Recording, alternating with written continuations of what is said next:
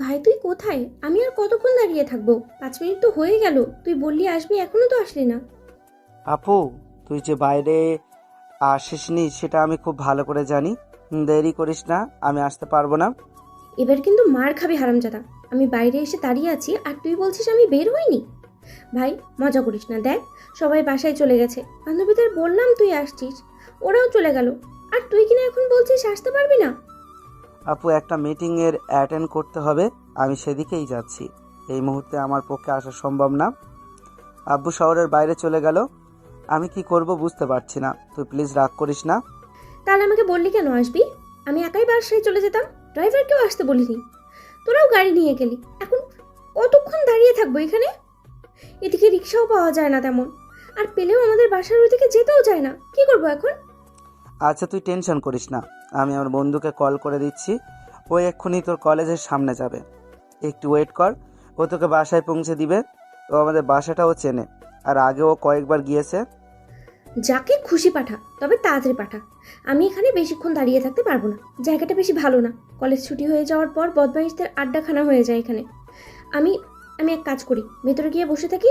তুই ওকে তাড়াতাড়ি আসতে বল। সিনথিয়া এতক্ষণ ওর ছোট ভাইকে কল করে কথা বলছিল। আজ সকালে ভাইয়ের সাথে কথা হচ্ছিল, কলেজ ছুটি হলে ওকে নিতে আসবে। মেয়েটা একা যাতায়াত তেমন করে না, তাছাড়া আব্বু আম্মু সহজে ওকে একা ছাড়েও না। আর ছাড়বেই বা কেন, মেয়েটা যে বড্ড বেশি আদুরে। সেই জন্যই সবসময় আব্বু আম্মু ওকে চোখে হারায়। আবু মেহেদিকে সকালে বলে দিয়েছিল বোনকে কলেজ ছুটি হলে বাসায় পৌঁছে দিতে, কিন্তু একটু আগেই আব্বু কল করে জানালো সে শহরের বাইরে গেছে। বোনকে যেন একা বাসায় চলে যেতে বলে, আর না হলে ড্রাইভারকে পাঠিয়ে দেয়। মেহেদি ড্রাইভারকে কল করেছিল, লোকটা জানালো গাড়ির চাকা ব্লাস্ট হয়ে গেছে। সব ঝামেলায় যেন আজকে এসে পড়ল কাঁধে। তাই মেহেদি ওর বেস্ট ফ্রেন্ডকে কল করে বলে দিয়েছে যেন ওর বোনকে একটু বাসায় পৌঁছে দেয়। ছেলেটা প্রথমে ইতস্তত বোধ করলেও পরবর্তীতে আর চুপ করে থাকতে পারেনি। ভেবেছে বন্ধুর বড় আপু মানে ওরও বড় আপু, তাই বন্ধুর কথা রাখতে এসেছিল। কিন্তু এসে দেখলো মেয়েটা কোথায়, কাউকেই কলেজের সামনে দেখা যাচ্ছে না। ছেলেটা নিজেও কলেজের সামনে এসে ফোন করবে বলে কলটা কেটে দিতেই দ্রুত এসেছে। ব্যবসায়ের কাজে একটু এদিকটাতে আসছিল, তাই ওর সহজ হবে। আর মেহেদির সাথে কাল কথা বলেছিল বলেই হয়তো বন্ধু ওকে পাঠালো। একমাত্র বন্ধু বলে কথা, তাই ওর কথাটা ফেলতে পারে না। ছেলেটা কলেজের সামনে এসে মেহেদিকে কল করলো, তাতেই মেহেদি বুঝতে পারলো বন্ধু পৌঁছে গেছে। তাই বোনকে কল করে বলতে লাগলো, আপু, তুই বাইরে যা, আমার বন্ধু চলে গেছে। দেখো, ছেলেটা দাঁড়িয়ে আছে তোমার জন্য। কাকে পাঠিয়েছিস তুই? আর কে দাঁড়িয়ে আছে, তাকে চিনবো কি করে? এইটা তো বল যে আগে কখনো দেখা হয়েছে ওর সাথে আমার। না, তোমার সাথে ওর তেমন করে দেখা হয়নি।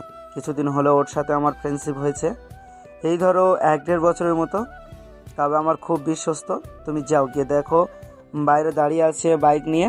তুমি গিয়ে পরিচয় দাও, আর না হলে ফোনটা ধরিয়ে দাও। সিনথিয়া বাইরে আসলো। কিছুটা হেঁটে কলেজ গেট থেকে কিছুটা দূরে দাঁড়িয়ে অনেকটা অবাক হলো। তারপর তাড়াহুড়ো করে কাছে আসলো। এরই মাঝখানে ছেলেটা বাইকে বসে থেকে চুলগুলো ঠিক করছিল। কেউ একজন তখনই এসে পাশে দাঁড়ালো। সবটা বুঝে ওঠার আগেই উপাস থেকে একটা মিষ্টি কণ্ঠস্বর ভেসে আসলো। ঈশান তুমি? হঠাৎ কারো কথার শব্দে ঈশান হকচকিয়ে গেল। এই শহরে চেনা জানা তেমন কেউই নেই, হাতে গোনা কয়েকজন, তাও বন্ধুরা। তবে কোনো মেয়ে ওকে ডাকতে পারে সেটা ভেবেই অবাক হলো। তাড়াহুড়ো করে পাশে তাকিয়ে যাকে দেখলো তাকে দেখার পর হাঁ করে তাকিয়ে রইল। ঈশান পাশ ফিরে দাঁড়িয়ে থাকা মেয়েটাকে পা থেকে মাথা অবধি খুঁটিয়ে দেখল। তুমি এখানে যে? ঈশানের ঘোর কাটলো, মনে হতে লাগলো এটাই কি তাহলে মেহেদির বোন। কথাটা ভেবেই ও আর এক মুহূর্ত দেরি করেনি, বেশ খানিকটা স্বাভাবিক কণ্ঠেই বলল, তুমি এখানে? না মানে আসলে আপনি? সিনথিয়া কিছুক্ষণ চুপ করে থেকে একটু মুচকি হেসে বলল, তুমিটাই তো ঠিক ছিল, আপনি করে কেন বলছো? না মানে আসলে আমি ভাবতেও পারিনি আপনি মেহেদির বোন। হ্যাঁ, কেন? কোনো সন্দেহ আছে? না, অবাক লাগছে। কেন, কখনো বলিনি তাই? ওসব বাদ দিন, এখন উঠুন, আপনাকে বাসায় পৌঁছে দিতে বলেছে মেহেদি। সিনথিয়া দাঁড়িয়ে রইল। কতদিন বাদে ছেলেটাকে দেখলো। এতদিন বাদে ঈশানের সাথে দেখা হবে কিংবা আবার কখনো দেখা হবে সিনথিয়া সেটা ভাবতে পারেনি। তবে মাঝখানে যখন দুজনের কথা বলা, দেখা করা আর যোগাযোগটা পর্যন্ত বন্ধ হয়ে গেল, তখন সিনথিয়া ভেবেছিল ঈশান ওর থেকে অনেক দূরে হারিয়ে গেছে। এবার সিনথিয়ার সেই পুরনো দিনের কথাগুলো মনে পড়ে গেল। ঈশান মুখটা কালো করে রেখেছে। আসার পর একবার মেয়েটার দিকে তাকিয়ে তারপর চোখ জোড়া ফিরিয়ে নিয়ে বলতে লাগলো, নিন উঠে পড়ুন, আমার কাজ আছে, আপনাকে পৌঁছে দিয়ে আমার বেরোতে হবে। ঈশান, এতদিন কোথায় ছিলে তুমি? এগুলো বাদ দিন না, আপনি আমার বন্ধুর বড় বোন, এসব না জানলেও হবে। তোমার তো নয়। উফ, আমার কথার জবাব দাও। কোথায় ছিলে এতদিন? এই শহরেরই কোনো একটা জায়গায় পড়েছিলাম। আর আপনি তো জানেন আমি কাপুরুষ, কিছু করতে পারবো না, সেজন্যই কখনো আপনার মুখোমুখি হবার সাহস হয়নি। সিনথিয়ার মুখটা কালো হয়ে গেল। সেদিনের ওর বলা কথাগুলোই আজকে ঈশান ওকে ফিরিয়ে দিচ্ছে। আপনারা কি ভাবছেন সিনথিয়ার সাথে ঈশান এমন করে কথা বলছে কেন? আর দুজন দুজনকে চিনল কি করে? আসলে সিনথিয়ার ঈশানের সাথে গত 2 বছর আগে ঈশানের সম্পর্ক ছিল। সম্পর্ক বললে ভুল হবে, দুজনের মাঝে অনেক বেশি গভীর সম্পর্ক ছিল। দুজন দুজনকে ভালোবাসত প্রচণ্ড পরিমাণে, কিন্তু অজানা এক কারণ আর সিনথিয়ার রাগ আর জেদের কাছে ঈশানকে হার মানতে হয়। কতই বা বয়স ছিল তখন ছেলেটার? মাত্র 23 বছর। অনার্স 2nd ইয়ারের স্টুডেন্ট ছিল। পরিবারের অবস্থা বেহাল চলছিল, তার উপর সিনথিয়ার প্রতিনিয়ত বায়নাগুলো ঈশান পারছিল না মানিয়ে নিতে। বারবার মেয়েটা ওকে বলছিল একটা চাকরির ব্যবস্থা করতে, বাসায় ওর সাথে বিয়ের প্রস্তাব নিয়ে কথা বলবে। ঈশান কি করবে জানতো না। ওই সময়টা ওর পরিবারে এমন একটা পরিস্থিতি চলছিল যেটা থেকে ঈশানের বেরিয়ে আসা দরকার ছিল। মেয়েটা ওকে মানসিক শান্তি দেওয়ার জায়গায় অশান্তিটাই বেশি দিচ্ছিল। তাই ঈশান নিজেকে সিনথিয়া থেকে আড়াল করে ফেলেছিল। তার একমাত্র রিজন মেয়েটা নিজেই ছিল। বলেছিল যদি একটা জবের ব্যবস্থা করতে না পারে, যদি ওকে বিয়ের কথা বাসায় বলতে না পারে, তাহলে যেন ওর সাথে আর যোগাযোগ না রাখে। ঈশান অনেক চেষ্টা করেছিল মেয়েটাকে বোঝানোর, কিছুদিন সময় নেওয়ার কথাও বলেছিল, কিন্তু সিনথিয়া তখন বুঝতে নারাজ ছিল। তাই ঈশান নিজে থেকেই দূরে সরে গিয়েছিল। তখন শেষ যেদিন সিনথিয়ার সাথে ঈশানের কথা কাটাকাটি হয়, সেদিন মেয়েটা জেদ করেছিল খুব। তারপর সিনথিয়া নিজেই বুঝতে পেরেছিল যে ঈশান ওর থেকে সত্যিই দূরে সরে গেছে। ওই সময়টা ঈশান পরিবারের এরকম ঝড় চলছিল। ছেলেটা অনেক চেষ্টা করেছিল সব সামলে নেওয়ার। অন্যদিকে সিনথিয়ার পারিবারিক অবস্থা অনেক ভালো ছিল। ওদের নিজস্ব ব্যবসা আছে, আর এত বড় বিজনেসম্যানের মেয়ে, তার উপর ঈশান ছিল সাধারণ ঘরে। আব্বু আম্মুর মধ্যে তেমন বনিবান ছিল না। আব্বুরও কিছুদিন যাবৎ আর কোনো খোঁজ খবর ছিল না। সে সময় একটা জবের ব্যবস্থা ওই পরিস্থিতিতে ঈশানের পক্ষে ব্যবস্থা করা সম্ভব ছিল না। 2টা বছর হয়েছিল ছেলেটা মাত্র ঢাকা শহরে এসেছে, আর তারপরেই মেয়েটার এরকম রাগ জেদ ওকে দেখতে হচ্ছিল। অবশ্য দুজনের সম্পর্কের মাঝে বেশি রাগ জেদটাই সিনথিয়ায় দেখাতো। ঈশান প্রেম ভালোবাসার বিষয়ে দূরে থাকার চেষ্টা করলেও সিনথিয়া নিজে থেকেই ওর সাথে সম্পর্কে জড়ায়। অবশ্য প্রথমে ইমোশনালি ব্ল্যাকমেল করেই সম্পর্কটা তৈরি করেছিল। ঈশানেরও ভালো লাগতো মেয়েটার এরকম পাগলামিগুলো, কিন্তু মেয়েটাই শেষ পর্যন্ত সম্পর্ক নষ্ট করার মূলে ছিল। কথাগুলো ভেবেই ঈশান দীর্ঘ নিঃশ্বাস ফেলল। তারপর থেকে পেরিয়ে গেছে 2টো বছর। এই 2টো বছরে দুজনের মাঝে যোগাযোগ ছিল না, আর না দুজনের কখনো দেখা হয়েছে। অবশ্য ঈশান রাগ করে নিজেই মেয়েটার সাথে সব ধরনের যোগাযোগ বন্ধ করে দিয়েছিল। সিনথিয়া যতদিনে রাগ জেদ কমলো, ততদিনে ঈশানের সাথে যোগাযোগটাই বন্ধ হয়ে গেছে। মেয়েটা কান্নাকাটি পর্যন্ত করেছে, কিন্তু ঈশান কিছুই জানে না। ছেলেটা ভেবেছিল হয়তো সিনথিয়া ওর সাথে সম্পর্কটা নষ্ট করার জন্যই এরকম জোর জবরদস্তি করেছে, তাই হয়তো ওকে কোনো সুযোগ দিতে চায়নি। এমনটা ভেবে ঈশান নিজে থেকেই দূরে সরে যায়। তারপর কেটে গেল 2টা বছর। তারপর ঈশান ভেবে নিয়েছে সিনথিয়ার সাথে যেটা ছিল সেটা মিথ্যা ছিল, কপালে যেটা ছিল সেটাই হয়েছে। আর আবেগ ইমোশন দিয়ে জীবন চলে না। এর পক্ষে সম্ভব ছিল না সিনথিয়ার নিজের বউ হিসেবে পাওয়া কিংবা ওর পরিবারের কাছে গিয়ে দাঁড়ানো। তারপরও ঈশান ভেবেছিল যে সিনথিয়া হয়তো ওর সাথে যোগাযোগ করার চেষ্টা করবে, কিন্তু 6 মাস বাদে সব কিছু ঠিক হতে ঈশান বুঝতে পারে সিনথিয়া আর চায় না ওদের মাঝে কোনো যোগাযোগ হোক। তাতে ঈশান নিজেকে দূরে সরিয়ে নিয়েছিল। তবে একটা বিষয়, ঈশান মধ্যবিত্ত পরিবারের থেকে এমন উঠে আসছে, আস্তে আস্তে সবটা স্বাভাবিক হতে শুরু করেছে। উপরওয়ালা হয়তো সুদৃষ্টি দিয়ে তাকিয়েছে ওর দিকে, তাই সব কিছু ঠিক হতে শুরু করেছে। এরই মাঝে আব্বু আম্মুর সম্পর্কটাও ঠিকঠাক হয়ে গেছে।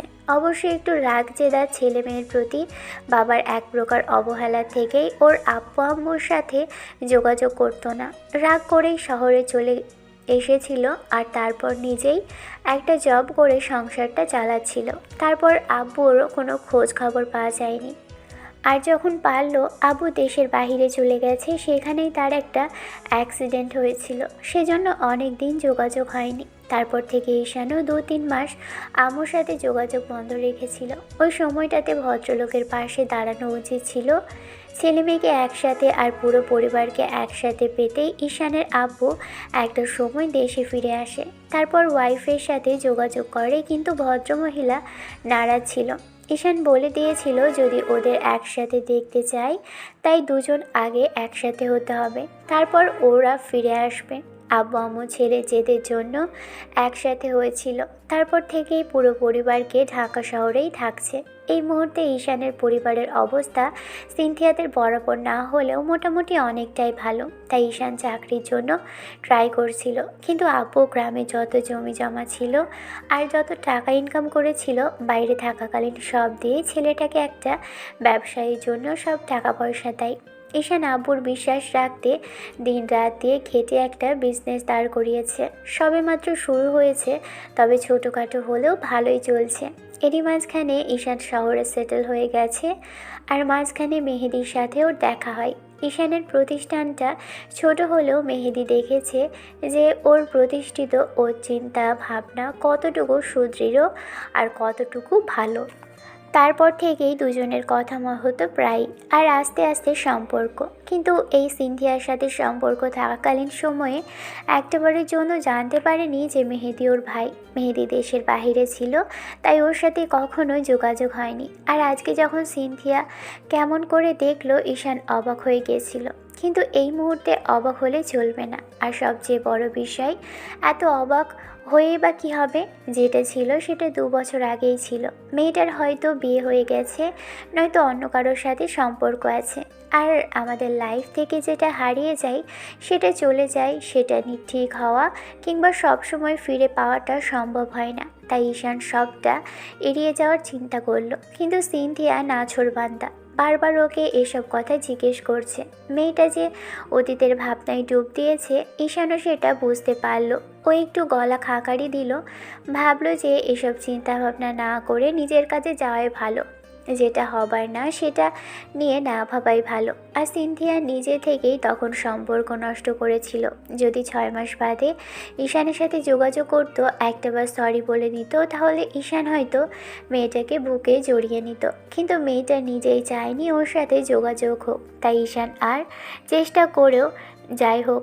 সিনথিয়া বাইকে উঠছে না দেখে এবার ঈশান বলতে লাগলো, নিন আপু, উঠে পড়ুন, দাঁড়িয়ে থাকবেন না, আমার কাজ আছে, যেতে হবে আমাকে। সিনথিয়ার ঘোর কাটলো ঈশানের মুখে আপু ডাকটা শোনার সাথে সাথেই। অবাক হলো ছেলেটা ওকে আপু বলছে। সিনথিয়া অবাক হলো, কাঁপা কাঁপা কণ্ঠে বলল, আপু বলতেছো কেন তুমি আমার ঈশান? আপনি আমার বন্ধুর বড় বোন, বয়সে সিনিয়র, তাই আপু বলাটাই বেটার। তুমি আমাকে আপু বলবে না ব্যাস। আমি তোমার বন্ধুর বোন হতে পারি, কিন্তু আগে আমাদের মাঝে একটা সম্পর্ক। আমিও সব ভুলে গেছি। সিনথিয়ার চোখ দিয়ে দুফোঁটা পানি গড়িয়ে পড়ল। আজকে এমন করে দেখা হইতে ঈশানের সামনে কেঁদে ফেলল, কেন নিজেও জানে না। হাতের উল্টো পিঠ দিয়ে চোখ মুছল। ঈশান বুঝতে পারল, কিছু বলল না। তবে সিনথিয়া চোখ জোড়া মুছে নিয়ে নাক টেনে বলতে লাগলো, সত্যি কি আমি ভুলতে পেরেছো তুমি? মাঝে মধ্যে আমাদেরকে অনেক কিছুই ভুলে যেতে হয় ম্যাডাম। এখন উঠুন, আর দেরি করবেন না। আপনার যেমন সময়ের মূল্য আছে, তেমনি আমার কাছেও আছে। সিনথিয়া এবার উঠে বসলো, তারপর এক হাতে ঈশানের কোমর জড়িয়ে ধরল। ঈশান অবাক হলো না, হয়তো মেয়েটা আগের মতোই বাইকে বসতে ভয় পায়।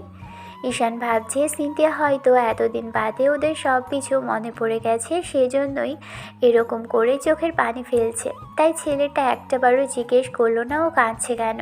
সিনথিয়া চুপ করে থেকে কিছুক্ষণ বাদেই দু হাতে ঈশানকে জড়িয়ে ধরলো।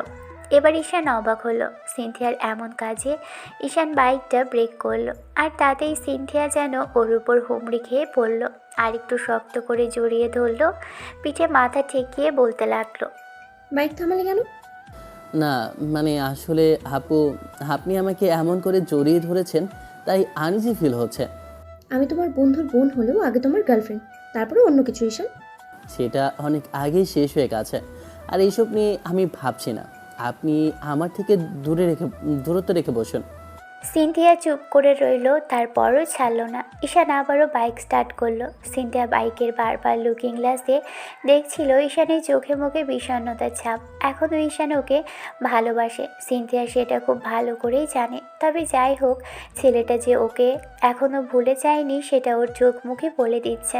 সিনথিয়া কিছুক্ষণ যাবৎ ঈশানের সাথে কথা বলার ট্রাই করলেও কি দিয়ে কি শুরু করবে খুঁজে পাচ্ছিল না। দোষটা যে ও নিজেই করেছিল। ও চাইলেও পারতো ছেলেটার সাথে যোগাযোগ করতে, কিন্তু তখন রাগের মাথায় ছেলেটা কেমন করে আঘাত করলো। তারপর হয়তো বা ছেলেটা অনেক ট্রাই করেছিল, কিন্তু মেয়েটার জেদের জন্য ঈশান পারেনি। আর ঈশানের শেষ দিনের বলা কথাগুলোই সিনথিয়াকে বারবার ভাবাচ্ছে। সেদিনে সেই কথাগুলোই হয়তো ঈশানকে অনেক হার্ট করেছিল। সিনথিয়া বলেছিল ঈশানের পক্ষে সম্ভব না কোনো কিছু করা, ও একটা লুজার। সিনথিয়া একটা সময় চুপ করে থেকে বলতে আরম্ভ করলো, কি করছো আজকাল? এই তো ছোটোখাটো একটা ব্যবসা শুরু করেছি। তোমার পরিবার, আব্বু আম্মু কেমন আছে? ঈশান একটু মুচকি হাসলো, তারপর আর তাচ্ছিল্য করে বলল, কিছু থাকুক বা না থাকুক, পরিবার এখন সাথে আছে। আর আব্বু আম্মু ওদের ভুলটা বুঝতে পেরেছে। ভবিষ্যতের কথা ভেবে আর বোনের বিয়ে দিতে হবে সে চিন্তা করেই এক হয়েছে।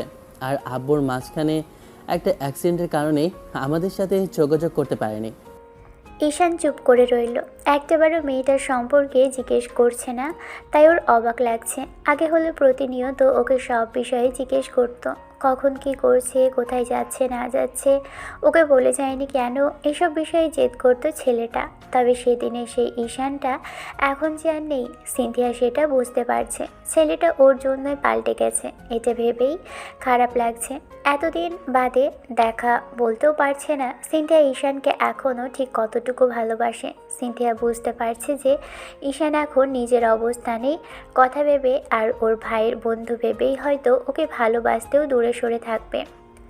মেহেদি যে ঈশানকে অনেক বেশি বিশ্বাস করে, তাই হয়তো ছেলেটা এখন আর চাইবে না ওরকম কিছু হোক। সিনথিয়ার এতদিন বাদে ঈশানকে কাছে পেয়ে ওর বুকে মাথা রেখে একটাবার শক্ত করে জড়িয়ে ধরতে ইচ্ছে করছে, কিন্তু ইচ্ছেটা পূরণ করতে পারছে না। সিনথিয়া ঈশান সেদিন কতটা কষ্ট দিয়ে ফেলেছে এই মুহূর্তে বুঝতে পারছে, যার জন্য ছেলেটা ওকে চিনতে পারলেও ওর ভালোবাসার কথাটা বলা তো দূরে থাক, ওর সাথে ঠিক আগের মতো কথা বলতেও চাইছে না।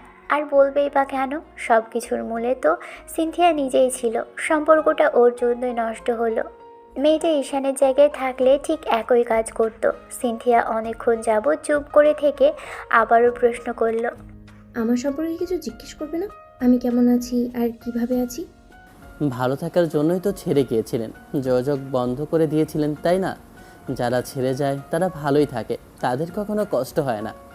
সিনথিয়া অসহায়ভাবে লুকিং গ্লাসে তাকিয়ে রইল ঈশানের দিকে। ঈশান একটাবারও মেয়েটার দিকে তাকালো না, জানে ওই চোখের মায় আবার পড়ে গেলে হয়তো মেয়েটার থেকে দূরে যাওয়া সম্ভব হবে না, নিঃশ্বাসটা বন্ধ হয়ে আসবে। গত 2 বছর সিনথিয়ার সাথে যোগাযোগ না থাকলেও প্রথম একটা বছর ঈশান অনেকটা ভেঙে পড়েছিল। ওকে আব্বু আম্মুর যোগাযোগ ছিল না, তার উপর আবার দুজনের সম্পর্কের মাঝে সিনথিয়া এরকম করে ওকে দূরে সরিয়ে দিয়েছিল। সব মিলিয়ে ঈশানের নিজেকে পাগল মনে হচ্ছিল। বন্ধুরা প্রায়ই বলতো, কেন এরকম পাগলের মতো এলোমেলো ঘুরে বেড়াই। ঈশান হাসতো, কিন্তু বলতে পারতো না। ওরা জানতো সিনথিয়ার সাথে সম্পর্ক ছিল ঈশানের, তবে মেয়েটা যে ওকে এই পরিস্থিতিতে একা করে দিয়ে চলে গিয়েছিল সেটা জানতো না। যে সময়টাই সিনথিয়ার খুব বেশি প্রয়োজন ছিল ঈশানের লাইফে, ঠিক তখনই মেয়েটা ওকে ছেড়ে গিয়েছিল।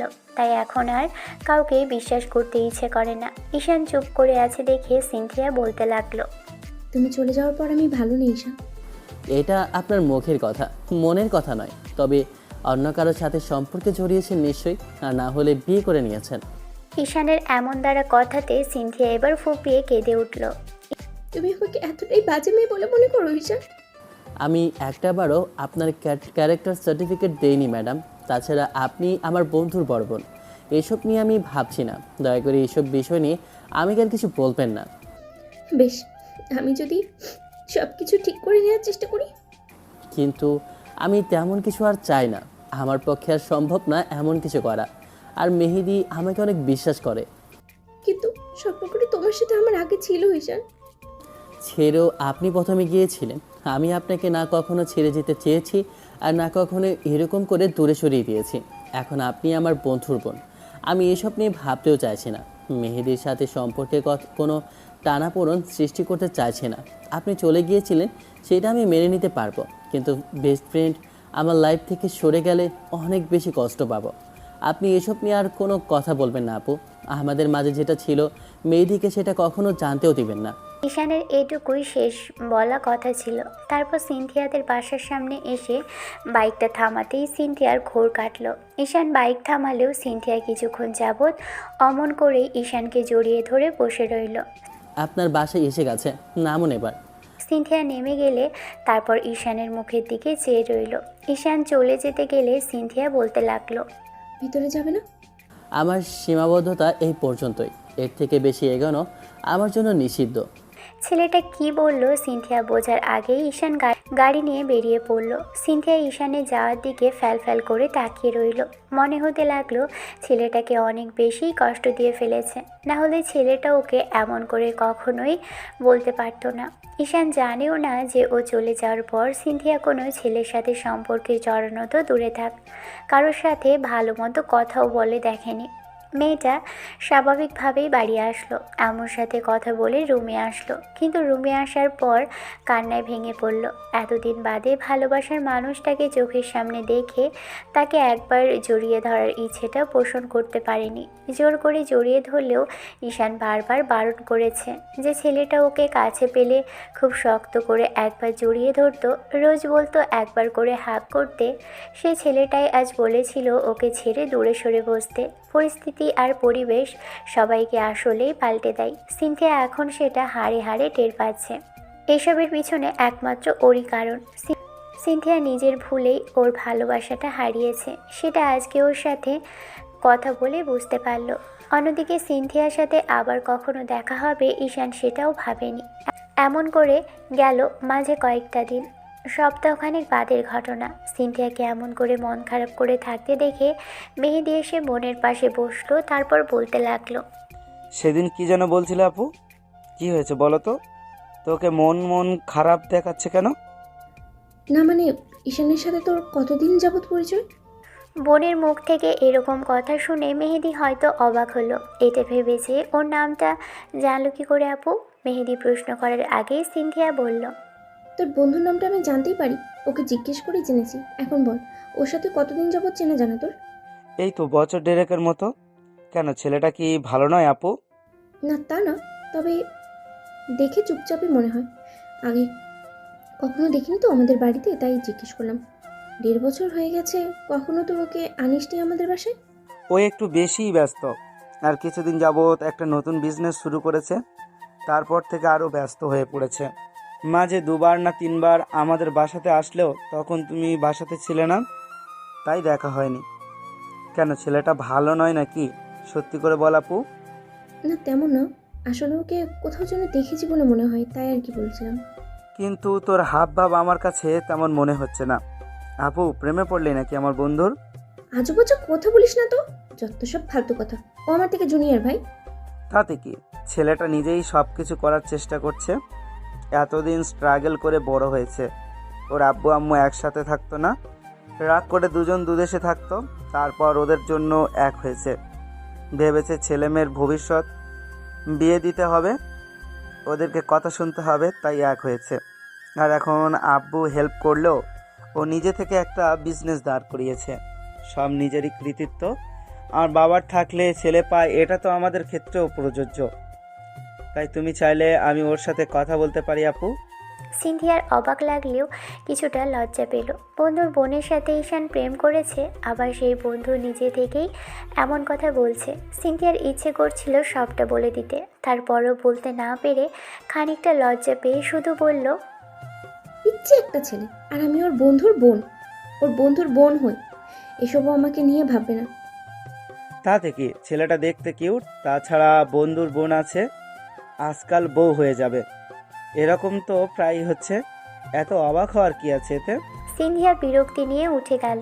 মেহেদি হাসতে লাগলো, বুঝতে পারলো বোনটা লজ্জা পেয়েছে। ওর থেকে বড় হলেও মেহেদি মাঝে মধ্যে এমন এমন সব কথা বলে যার জন্য বোনটা লজ্জায় পড়ে যায়। অন্য কথাগুলো ভেবেই মেহেদি হাসতে লাগলো। আপু যখন সিঁড়ি দিয়ে উপরের দিকে উঠে যেতে লাগলো, তখনই মেহেদি হেসেই বলতে লাগলো, আপু, অফারটা কিন্তু চালু রইলো, তুমি চাইলে আমি কথা বলতে পারি। সিনথিয়া দৌড়ে চলে গেল লজ্জা পেয়ে। এক সপ্তাহ পরের ঘটনা। সেদিন ঈশান সবেমাত্র ওদের ফ্যাক্টরি থেকে বেরিয়েছে। এরই মাঝখানে একটা আননোন নাম্বার থেকে ফোন আসলো। এই মুহূর্তে আবার কে ফোন করলো? তবে চারপাশে ওদের কোম্পানি আর এই ছোট প্রজেক্টর হলেও ওদের সুনাম ছড়িয়ে পড়েছে, তাই হয়তো কেউ ওদের সাথে বিজনেসের জন্য ফোন দিয়েছে। ঈশান বিষয়টা ভেবেই কল রিসিভ করলো, কিন্তু ওপাশ থেকে একটা মেয়েলি কণ্ঠস্বর ভেসে আসলো, আর কথাগুলো এমন ছিল। কোথায় তুমি? ঈশান অবাক হলো। আন্নোর নাম্বার, তার উপর মেয়েলি কণ্ঠ। তার মানে কি ওকে ভুলভাল করে কল করেছে কেউ? আপনি কে আর কাকে কল করেছেন? তুমি তো ঈশান, এমন তো না যে আমাকে চিনতে না পারলে আমি তোমাকে চিনতে পারছি না। তুমি আমার কণ্ঠস্বর ভুলে গেলেও আমি ভুলিনি ঈশান। কিন্তু আমার নাম্বার কোথায় পেলেন? তোমার বন্ধুই দিয়েছে। জিজ্ঞেস করলাম সে আসতে পারবে কি না, বললো আসতে পারবে না।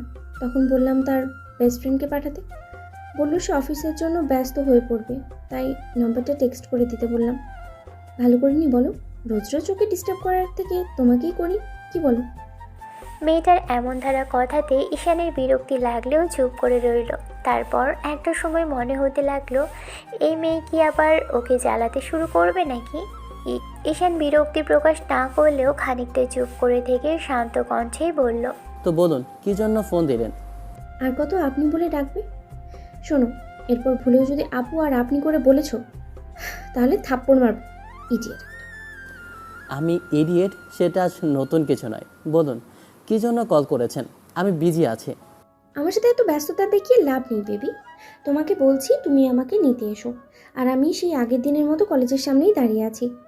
আসলে কোনো গাড়ি পাচ্ছি না, আর এদিকে তেমন গাড়িও পাওয়া যায় না আমাদের ওদিকে যাওয়ার জন্য। তুমি একটু আসো না প্লিজ বেবি। দেখুন, আপনি রোজ রোজ এরকম করে আমাকে কল করবেন না। আর হ্যাঁ, এরপর থেকে নিতে আসার কথা বলবেন না। আজকেই শেষ, আর আজকের পর থেকে আমার সাথে যোগাযোগ করবেন না প্লিজ।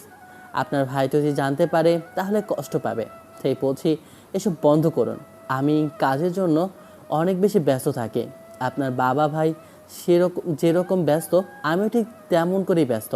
তবে আপনি আজকে আশা নিয়ে ফোন করেছেন, তাই আমি আসছি। তবে এরপর থেকে আর এই আশাটুকু করবেন না ম্যাডাম।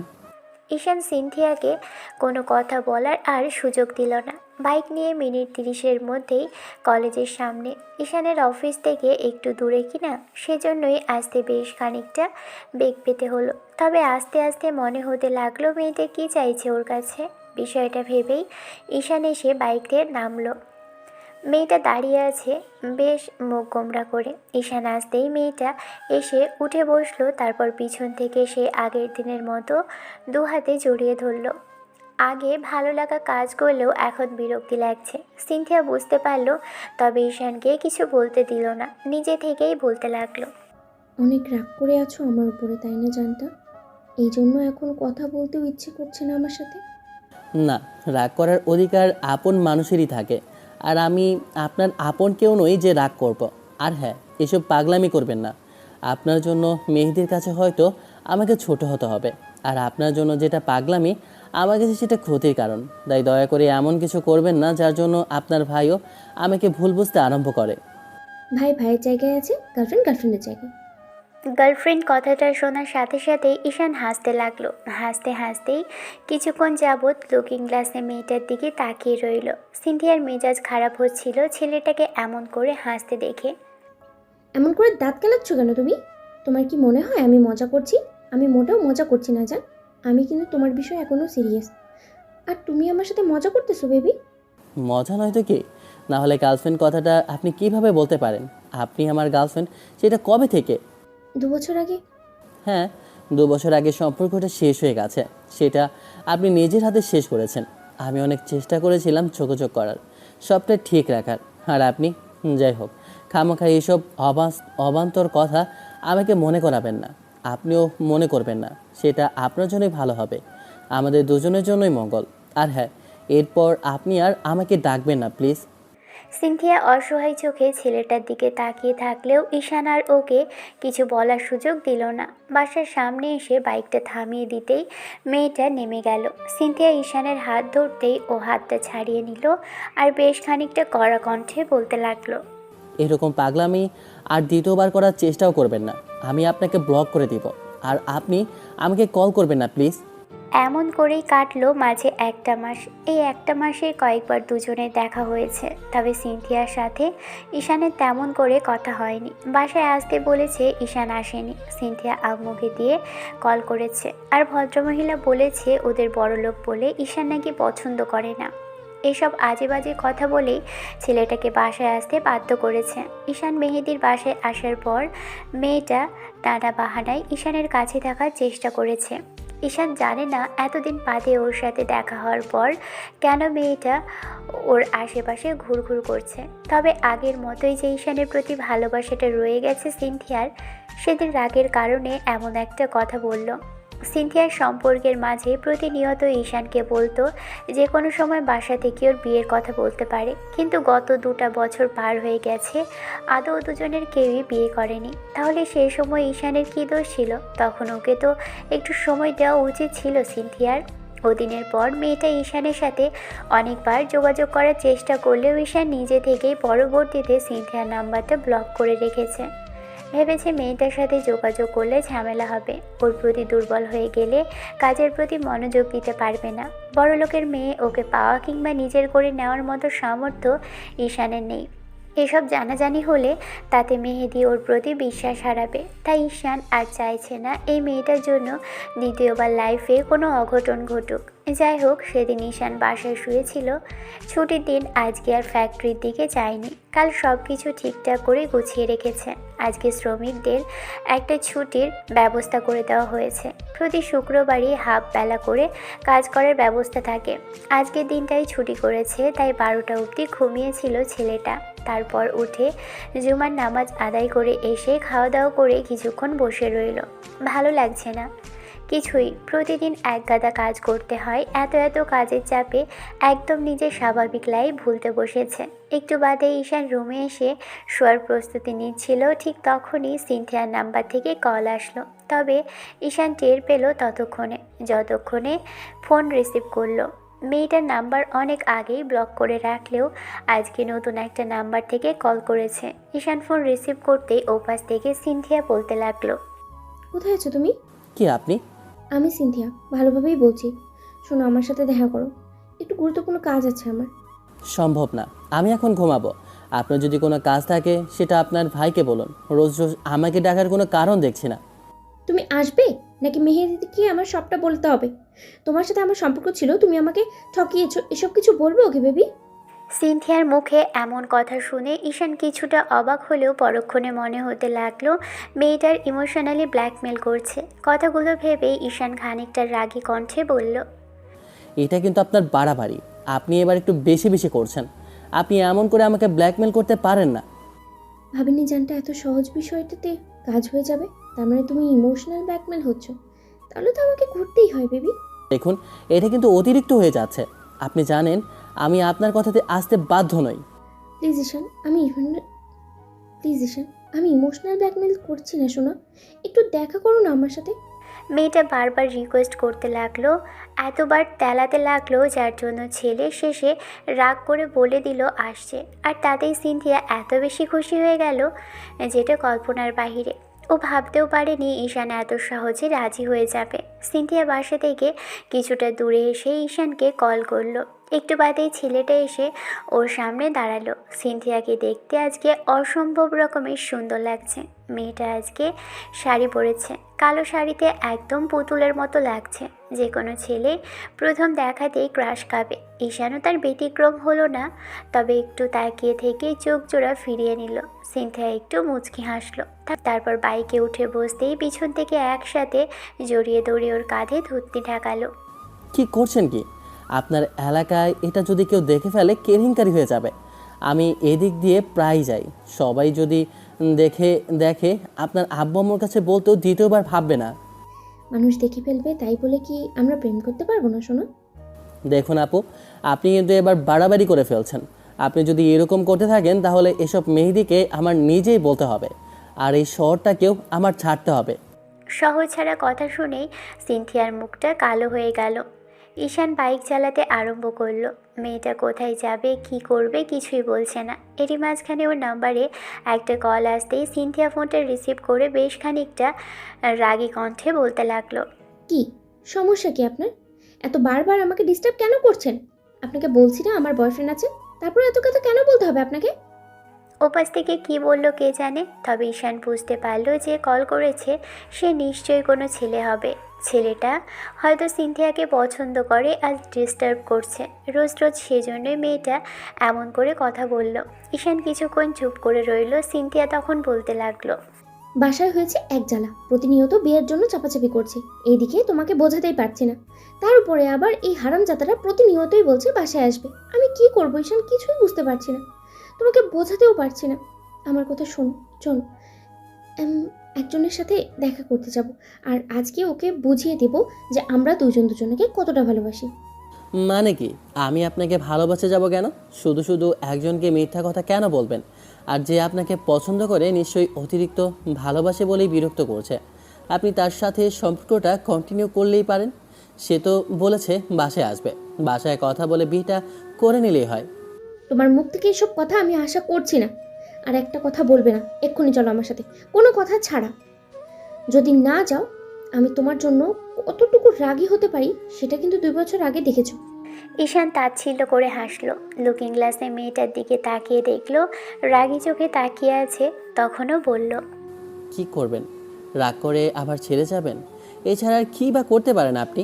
আপনি কি ভেবেছেন ছেড়ে যাওয়ার কথা বললে আমি ভয় পাবো? অবশ্যই আমি এখন খুশি হই আপনি আমাকে ছেড়ে গেলে, আর তাতে আপনার সাথে আমার দেখা হবে না। মেয়েটা এত কাঁদতে পারে ঈশান জানতো না। ছেলেটা কথাগুলো শেষ করতেই সিনথিয়া ফ্যাচ ফ্যাচ করে কেঁদে ফেললো আর ওকে 2 হাতে জড়িয়ে ধরলো। তারপর ওর মুখটা নিজের দিকে ঘুরিয়ে কিস করে ফেললো। ঈশান অবাক চোখে মেয়েটার দিকে তাকিয়ে রইল। বাইকটার সাথে সাথে ব্রেক কষে ফেলেছে, নাহলে নির্ঘাত অ্যাক্সিডেন্ট হতো। বিষয়টা ভেবে রাগী চোখে তাকিয়ে রইল ঈশান। মেয়েটা কাঁদছে তাই কিছু বলতেও পারছে না। সিনথিয়া নাক টেনে বলতে লাগলো, রাগের মাথায় সেদিন একটা ভুল করে এমন করে কথা বলে ফেলেছিলাম, তার জন্য এরকম কথা বলবে? আমি তোমাকে সবসময় খালি ছেড়ে যাই না, দেখো এবার ছেড়ে যাব না, সবাইকে বোঝাবো। কিন্তু আমি চাইছি না আপনি কাউকে কিছু বলেন। আপনি অন্য কাউকে বিয়ে করে নিন, আমার থেকে ভালো কাউকে, যে আপনাকে ভালো রাখবে। সেটেল হয়ে যান তার সাথে, ভালো থাকবেন। আমার কিছুই নেই, বাবা এতগুলো টাকা দিয়ে হেল্প করলো, সেজন্য একটা ব্যবসা দাঁড় করিয়েছি। তবে এগুলো আমার না, আমি ট্রাই করছি দাঁড়ানোর। আমি যতদিনে নিজের পায়ে দাঁড়াবো ততদিনে আপনার বাচ্চা হাঁটতে শিখে যাবে। খামাকা এসব জেদ করে আমার আশায় থাকবেন না। প্রতিশোধ নিচ্ছ তো? না, একটাবার বিয়ে হতে দাও, তারপর দেখাবো তোমাকে মজা, কি করে আমার থেকে দূরে সরে যেতে পারো আমিও সেটা দেখতে চাই। কি করবেন আপনি? জোর জবরদস্তি করে সবার সামনে আমাকে ছোট করবেন? আপনার ভাইয়ের সাথে সম্পর্ক নষ্ট করবেন? আপনি কি ভেবেছেন আমি আপনাকে ভালোবাসবো, আবার আগের মতো আপনার সাথে সেই সম্পর্ক বজায় রেখে চলবো? এরকম কিছুই হবে না। উল্টো আমাদের আর দুজনের সম্পর্ক আরও নষ্ট হবে, আর আপনার ভাইয়ের সাথে আমার বন্ধুত্বটাও শেষ হবে। যদি সেটাই চান তাহলে বলুন, আমি নিজে থেকেই দূরে সরে যাব। এত আজে বাজে কথা না বলে এখন যেদিকে যাচ্ছ সেদিকে চলো। সিনথিয়া ঠিকানা বলে দিতেই ওরা একটা পার্কে চলে আসলো। এসে বেশ কিছুক্ষণ অপেক্ষা করলো। একটু বাদেই একটা ছেলে এসে ওদের দেখে এগিয়ে আসতেই সিনথিয়া এগিয়ে এসে ছেলেটার সামনে যেতেই ঈশান বাইক থেকে নামলো। সিনথিয়া ওই ছেলেটার সামনে গিয়েই কষিয়ে একটা থাপড় বসালো। ঈশান বুঝতে পারলো এই ছেলেটাই ওকে বিরক্ত করে যাচ্ছে। ঈশান এগিয়ে এসে সিনথিয়ার পাশে গিয়ে দাঁড়ালো। দুজনকে দেখে ছেলেটা অবাক চোখে তাকিয়ে রইল। তখন সিনথিয়া ঈশানের একটা হাত জড়িয়ে ধরে বলতে লাগলো, দেখেছিস আমাদের দুজনকে? ও আমরা হবু বর, আমাদের বিয়ের কথা চলছে, আর দুজনের মাঝে সম্পর্ক অনেক বেশি গভীর। এর থেকেও বেশি কিছু শুনতে চাস? তাহলে শোন, আমার সাথে ও সব হয়েছে। এখন কি তুই আমাকে বিয়ে করতে চাইবি? যাকে ভালোবাসি তাকে বিয়ে না করে অন্য কাউকে করবো? আর তোকে বিয়ে করলে তুই শুধু আমার সাথে থাকতেই পারবি, কিন্তু আমার ভালোবাসাটা তো দূরেই থাক। কখনো আমি তোকে আমার স্বামী হিসেবে স্বীকারও করবো না। আর কি বলছি, তোর সাথে বিয়ে করার কথা চিন্তাও করছিস না? ওর সাথে আমি পালিয়ে যাব। তোর সাথে যদি বিয়েটা হয়ও, খামোখা আমাকে ডিস্টার্ব করছিস। আজকের পর থেকে আমাদের মাঝখানে আসলে সেটা তোর জন্য খারাপ হয়ে যাবে, বলে দিচ্ছি। সিনথিয়া কথাটা বলে ঈশানের হাত ধরে টেনে এনে বাইকের সামনে দাঁড় করাতেই ঈশান বাইকটা স্টার্ট করলে মেয়েটা বলল, কোনো কথা বলবে না তুমি।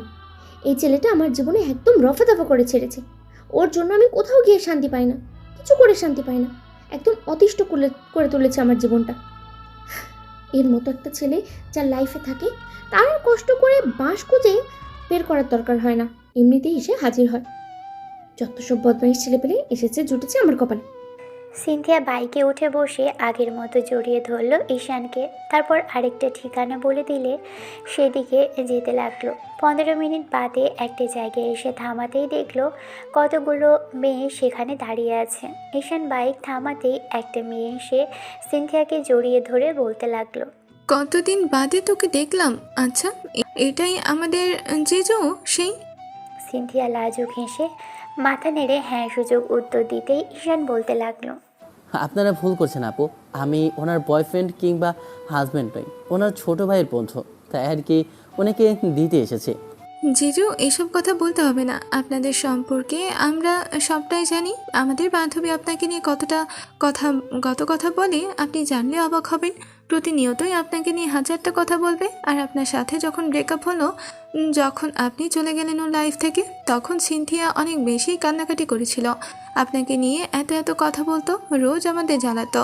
এখন আপনি আবার চলে এসেছেন। এখন আমাদের বান্ধবীকে সামলান। আমাদের পক্ষে সম্ভব না এই পাগলিটাকে সামলানো। ঈশান কিছুটা অবাক চোখে সিনথিয়ার দিকে তাকিয়ে রইল। মেয়েটা লজ্জা পেয়ে বান্ধবীদের বকাঝকা করতে লাগলো। ঠিক আছে, আপনি থাকুন, আড্ডা দিন, আর সন্ধ্যায় বাসায় চলে যাবেন, সাবধানে যাবেন। কোথাও যাওয়া হচ্ছে না তোমার? তোমাকে আমি যেতে বলেছি? এত তাড়াহুড়ো করো কেন সবসময়? শোনো, তুমি দিনের বাকি সময়টাতে আমার সাথেই থাকবে। সন্ধ্যাতে বাসায় পৌঁছে দিয়ে তারপরে যাবো। আর কোনো কথা শুনতে চাইছি না। ঈশান বেশি কথা বললে সিনথিয়া রাগী চোখে সবার সামনে তাকাতেই ঈশান চুপ করে রইল। ইমোশনালি ব্ল্যাকমেল করতে শিখে গেছে মেয়েটা। ঈশান অনেকক্ষণ চুপ করে থেকে তারপর একটা সময় ভাবলো এর থেকে দূরে থাকতে হবে। ঈশান ওখানে বসেই সিনথিয়ার নতুন নাম্বারটা আবারও ব্লক করলো। তারপর পুরোটা বিকেল ওর সাথে থেকে সন্ধ্যায় সবার সাথে গিয়ে রেস্টুরেন্টে থেকে খেয়ে তারপর নিজেই বিলটা দিয়ে বেরোলো। সিনথিয়া বারণ করছিল ওকে টাকা না দিতে, কিন্তু ঈশান বিল পে করতেই সিনথিয়ার বান্ধবীরা এত খুশি হলো আর ওদের এত খোঁচা মেরে কথা বললো, যার জন্য সিনথিয়া লজ্জায় রাঙা হয়ে গেল। ঈশান মেয়েটাকে বাসায় পৌঁছে দিল আর আসার সময় বলল, আজকের পর আপনি আর আমাকে ডাকবেন না। আপনাকে আমি বারবার বারণ করছি, কিন্তু আপনি হয়তো চাইছেন আপনার ভাইয়ের সাথে সম্পর্কটা নষ্ট হোক, আর না হলে কোনো কারণে আপনি চাইছেন না আমাদের মাঝে সম্পর্কটা থাকুক। অন্য কোনো কারণে আমাকে দূরে সরাতে চাইছেন বলেই হয়তো এমন সব কাণ্ড কারখানা করছেন।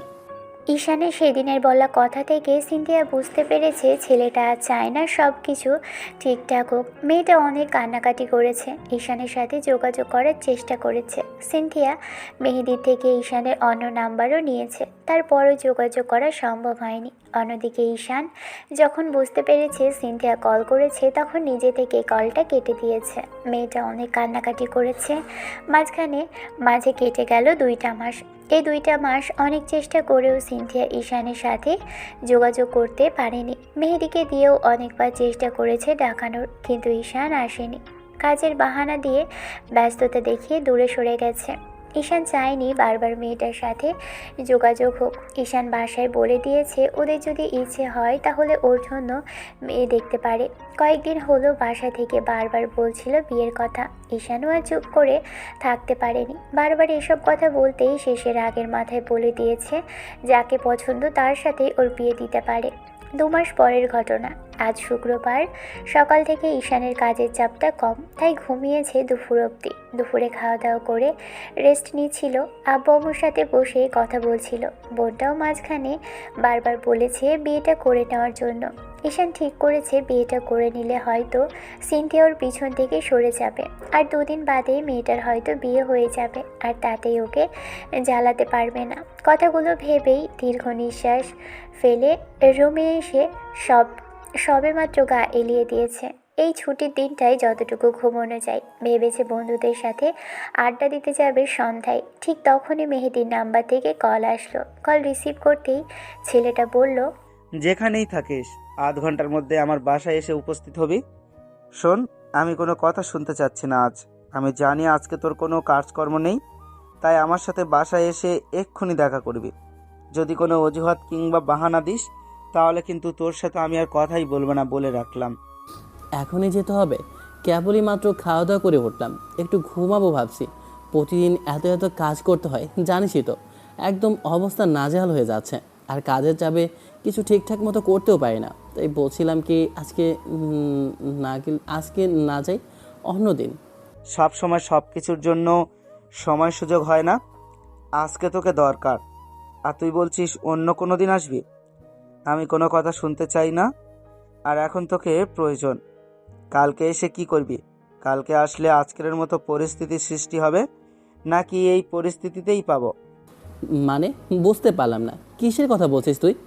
এত কিছু করতে হবে না, তোকে আসতে বলেছি, তুই আসবি। এত কথা বলিস কেন সবাই বিষয়ে?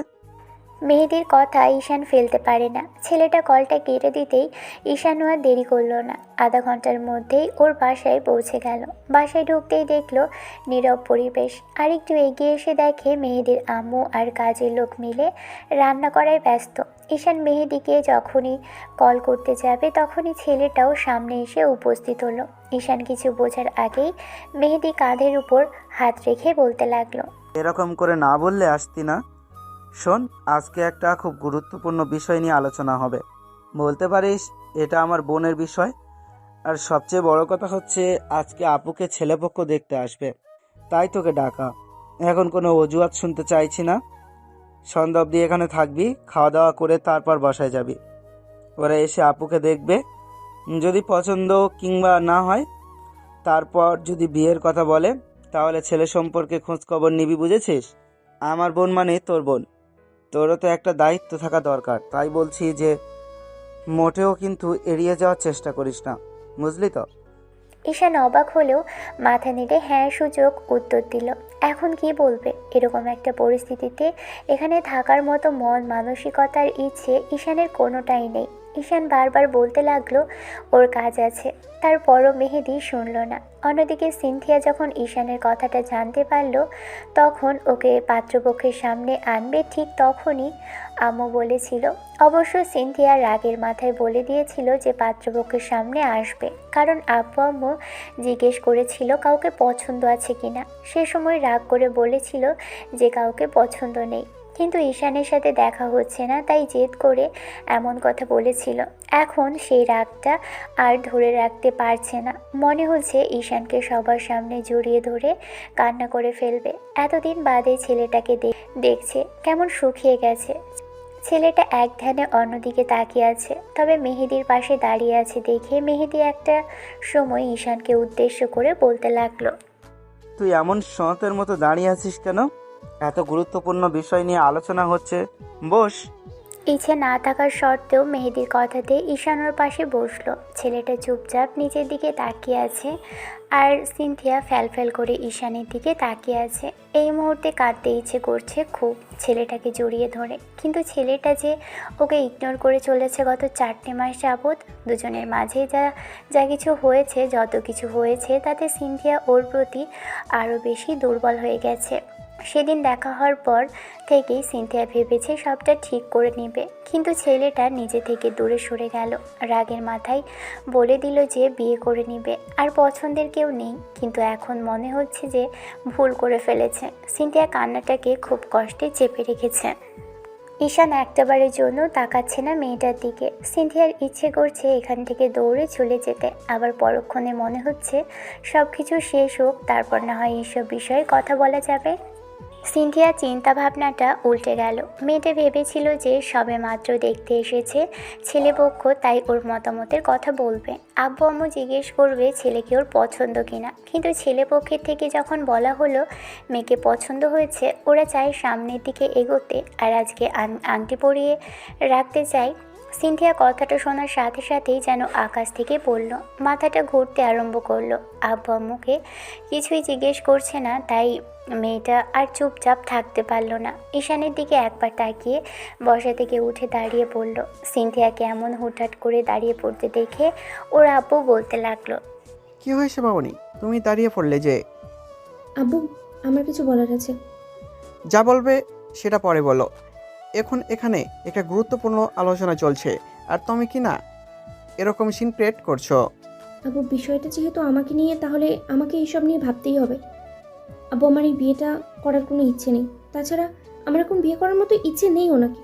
আব্বু আম্মু অবাক চোখে তাকাতেই সিনথিয়ার 2 হাত পাত্রপক্ষের সামনে জড়ো করে রেখে বলতে লাগলো, আমি ভাবতে পারিনি আজকে আপনারা দেখতে এসে আমাকে পছন্দ করে ফেলবেন আর বিয়ের কথা বলবেন।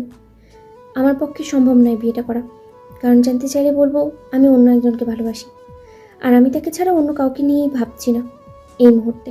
তারপরেও যদি আপনারা জোর করে আমাকে ছেলের বউ করতে চান তাহলে করতেই পারেন, তবে আমার পক্ষে সম্ভব না ওনার সাথে সংসার করা কিংবা আপনাদের ছেলেকে বিয়ে করা। দয়া করে আপনারা আসতে পারেন, আর আপনাদের এত দূরে ডেকে আনার জন্য আমি মাফ চাইছি।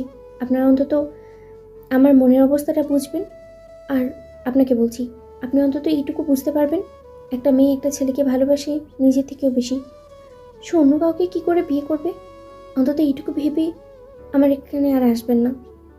মাঝে কেটে গেছে 5টা মিনিট। এই 5 মিনিটে কোনো কথা হয়নি কারো, পুরো বাড়িতে আর সবার মাঝখানে নীরবতা চলছে। তারপর সিনথিয়া চলে যেতে নিয়েছিল, তখন আব্বু ওকে ডেকে দাঁড় করিয়েছে। সিনথিয়া তখনই আবার সেখানে দাঁড়িয়ে পড়েছে। আব্বু এবার বলতে আরম্ভ করে, দাঁড়াও, এমন কথা মানে কি?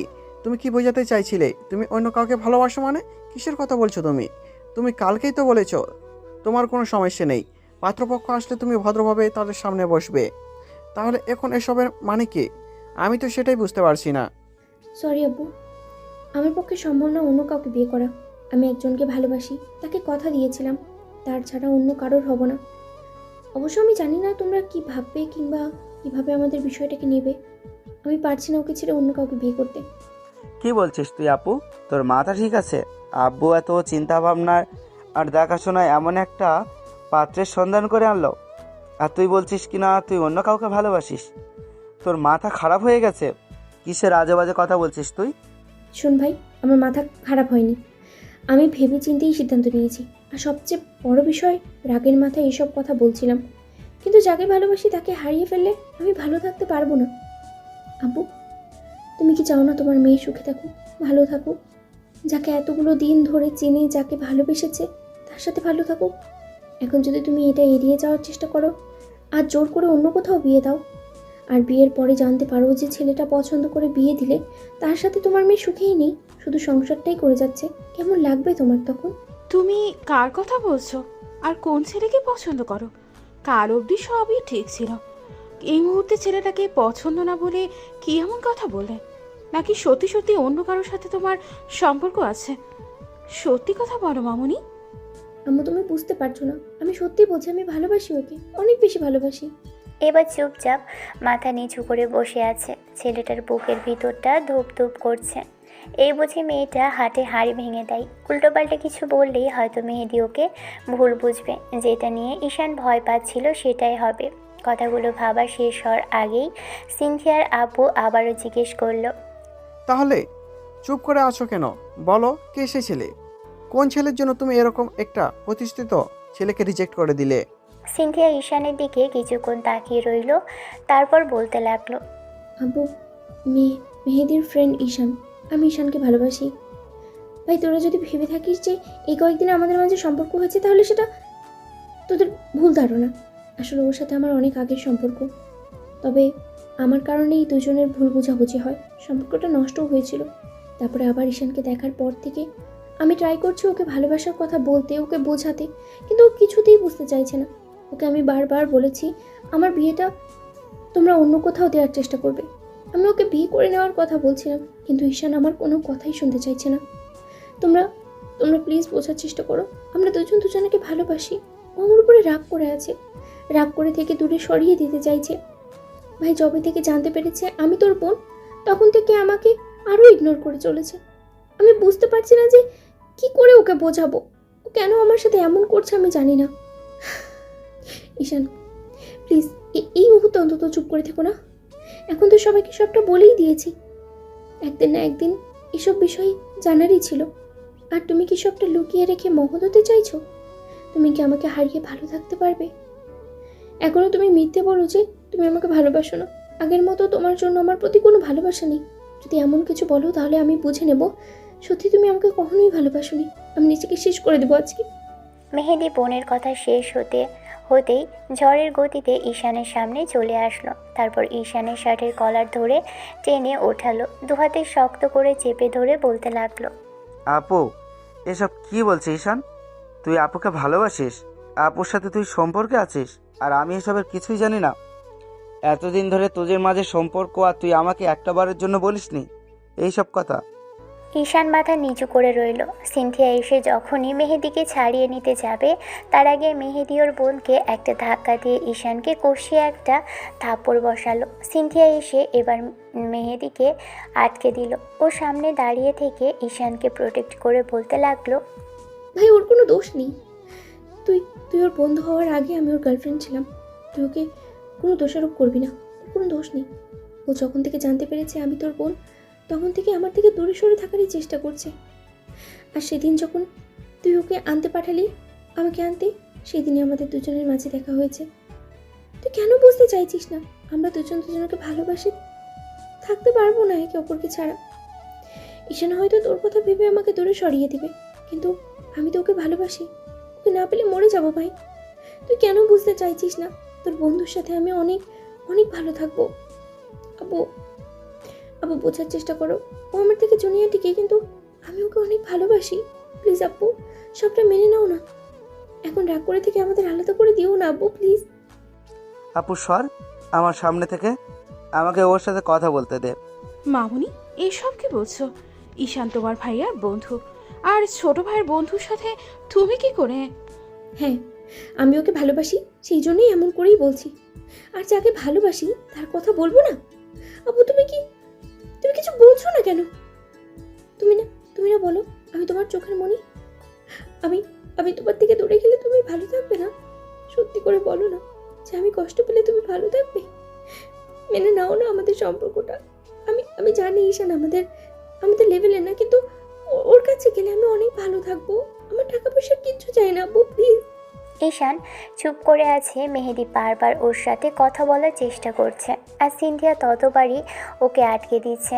তারপর যখন সিনথিয়াকে জোর করে সরিয়ে দিয়ে ঈশানের কাছে যেতে নেবে তখনই মেয়েটা এমন একটা কথা বলবে সেটা কল্পনাও করতে পারেনি। তোমরা কেন বুঝতে চাইছো না ঈশানকে? আমি ভালোবাসি, অনেক বেশি ভালোবাসি। ওর সাথে আমার সবটাই হয়েছে। তোমরা কেন বুঝতে চাও না আমি ওকে ছাড়া থাকতে পারবো না? আমি ওর সাথে একদম মিলেমিশে একাকার হয়ে গেছি। কেন আমাকে দূরে সরিয়ে দিতে চাইছো? আমি সত্যি মরে যাবো ঈশানকে না পেলে, সত্যি মরে যাবো ভাই। সিনথিয়ার মুখ থেকে এমন কথা শোনার পর ঈশান চোখ বড় বড় করে মেয়েটার দিকে কিছুক্ষণ তাকিয়ে রইল। একটা সময় সিনথিয়া কান্না করতে করতে নিচে বসে পড়ল। কালো শাড়িতে মেয়েটাকে অসম্ভব রকমের সুন্দর করে সাজানো হয়েছে। এই মুহূর্তে কান্না করার ফলে নিজেকে এলোমেলো করে ফেলছে। ঈশান কল্পনা করেনি সিনথিয়া এমন একটা কথা বলবে। আর এই কথা বলার পর পুরো বাড়িতে স্তব্ধতা নেমে এলো। মাঝে আরও 1 ঘন্টা পার হয়েছে। এরই মাঝে ঈশানের আব্বু আম্মু এসে উপস্থিত হলো মেহেদির বাসাতে। ঈশান অপরাধীর মতো একটা জায়গায় মাথা নিচু করে বসে আছে। সিনথিয়া ওর সামনাসামনি একটা জায়গায় বসা, আর মেহেদি ওর আম্মু দূরে দাঁড়িয়ে আছে। মেহেদির আব্বু বসে আছে। এমন কিছু দেখে ঈশানের আব্বু আম্মু আর বোন এগিয়ে আসলো। এরপর মেহেদির সামনে দাঁড়াতেই কোনো প্রশ্ন করার আগেই ও সবটা বলল। সব শোনার পর আব্বু আম্মু অবাক চোখে তাকিয়ে রইল ঈশানের দিকে। ছেলেটাকে কিছু বলার আগেই সিনথিয়া বুঝতে পারলো এমন একটা কথা বলাতে আরও বেশি ঝামেলা পাকিয়ে গেছে। সিনথিয়া এবার উঠে এসে ঈশানের আব্বু আম্মুর সামনে দাঁড়িয়ে বলতে লাগলো, আন্টি, আঙ্কেল, আব্বু আম্মুকে আমি বোঝাতে পারছি, তোমরা আমাদের দূরে সরিয়ে দিবে। দেখো, তোমরা যদি আমাদের বিয়েতে মত না দাও, ঈশানকে যদি আমার থেকে দূরে সরিয়ে দাও, আমি সুইসাইড করে নেব। ভাই, ঈশানের উপরে তোর খুব রাগ না? এখন তুই ঠিক কর, তুই আমাদের বিয়েতে মত দিবি কিনা, আব্বু আম্মুকে বোঝাবি কিনা। যদি না বোঝাস আর আব্বু আম্মু যদি আমাদের আলাদা করে দেয় বা দেওয়ার চেষ্টা করে, তাহলে আজকে আমার জীবনের শেষ দিন হবে বলে দিলাম। সিনথিয়া ফুপিয়ে কেঁদে উঠল। মেয়েটা ঈশানের কাছে গিয়ে বারবার ওকে কিছু বলার জন্য জোর করতে লাগলো। সিনথিয়ার আব্বু ওর মুখের দিকে তাকিয়ে রইল। মেয়ে কী সব কাণ্ড ঘটাচ্ছে আজকে, আর এত কথা বলছে যেটা উনি বিশ্বাসই করতে পারছেন না। ঈশানের আব্বু আম্মু অনেকক্ষণ চুপচাপ সবটা শুনলো। নিজের ছেলেকে নিয়ে এমন একটা কাজের কথা শুনলো যার জন্য নিজেরাই লজ্জা পেয়েছে। তারপর দু পরিবারের সবাই আলোচনা করতে লাগলো এখন কি করবে। তারপরও ঈশান কোনো কথা বলছে না। আজকে জীবনের সবচেয়ে বড় বাজে আর কঠিন পরিস্থিতির মুখে দেখে কিছু বলার ভাষা হারিয়ে গেছে ছেলেটার। তার উপর এই মেয়েটার জন্য ওকে বারবার বিপদে পড়তে হয়। আর আজকে সবার সামনে এরকম একটা কথা বলল যার জন্য মেহেদি ওকে খুব বাজে ভাবছে। আর এই ঘটনার পর হয়তো ওকে কখনো বিশ্বাসও করতে পারবে না। যে ভয়টা পাচ্ছিল আজকে সেটাই হলো। অন্যদিকে সিনথিয়া ভাবতে পারছে না যে এত কিছুর পরও কথা বলবে। অনেক জল্পনা কল্পনা আর ঘণ্টাখানেকের আলাপ আলোচনার পর দু পরিবারের সম্মতিতে সিদ্ধান্ত নেওয়া হলো, যেহেতু ছেলে মেয়ে দুজনকে ভালোবাসে। আর সিনথিয়ার এসব কথা শোনার পর ঈশানের আব্বু আম্মু ওর মতামতটা পর্যন্ত জানতে চায়নি। সিনথিয়ার আব্বু আম্মু যখন দুজনের বিয়েতে রাজি হয় তখন ঈশানের আম্মু গিয়ে সিনথিয়াকে জড়িয়ে ধরে ওর কপালে চুমো খেয়েছিল। তারপর মুখের পাশে হাত রেখে বলেছিল, আমি ভাবতে পারিনি আমার ছেলে এমন একটা মেয়েকে ভালোবাসে। যখন জানতে পেরেছিলাম তুমি ওকে ছেড়ে গেছো তখন অনেক বেশি আফসোস হয়েছিল। এটা ভেবে যে আমার ছেলে এমন একটা বাজে পরিস্থিতির মুখে পড়েছিল, তখন তোমার পাশে থাকা খুব প্রয়োজন ছিল, কিন্তু তুমি ওকে তখনই ছেড়ে গিয়েছিলে। অনেক বড় ভুল করেছো মামনি। ছেলেটার তোমার থেকে যখন মানসিক শান্তিটুকু প্রয়োজন ছিল তখন তুমি ওর যন্ত্রণাটা বাড়িয়ে দিয়েছো। আমি দেখেছি আমার ছেলেটা কিভাবে এলোমেলো হয়ে পড়েছে। যাই হোক, যেটা হয়েছে সেটার পর ওর দিকে তাকাতে পর্যন্ত পারছি না। আর এসব কিছু হয়েছে সেটা জানার পর আমার লজ্জা লাগছে। আমার ছেলেকে আমি এমন করে শিক্ষা দেইনি, কিন্তু ও কি করে এমন একটা বাজে কাজ কি করে করতে পারলো আমি জানি না।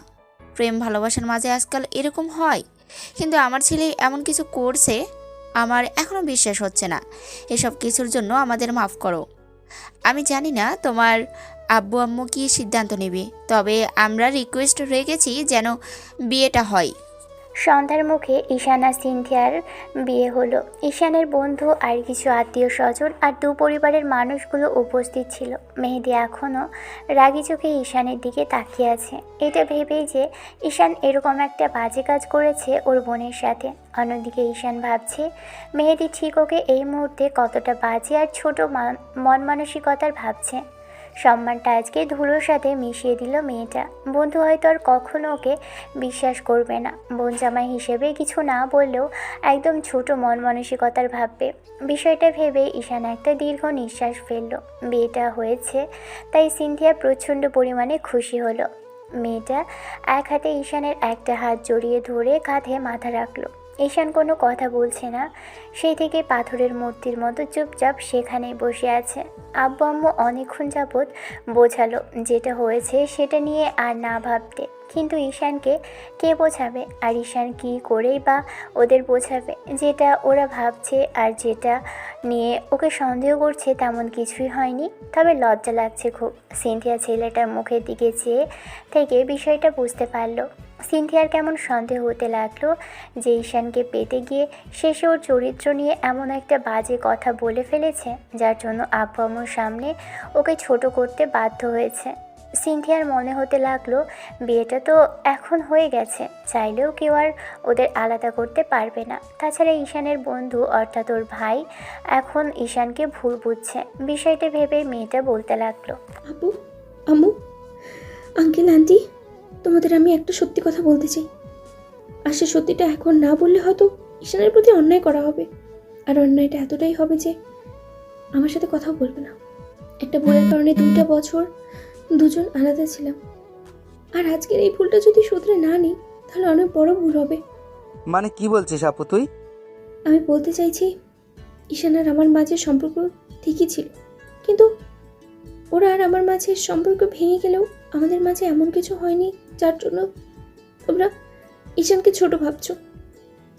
সম্পর্কের শুরুটা আমার জন্যই হয়েছিল আর আমার জন্যই শেষ হয়েছিল।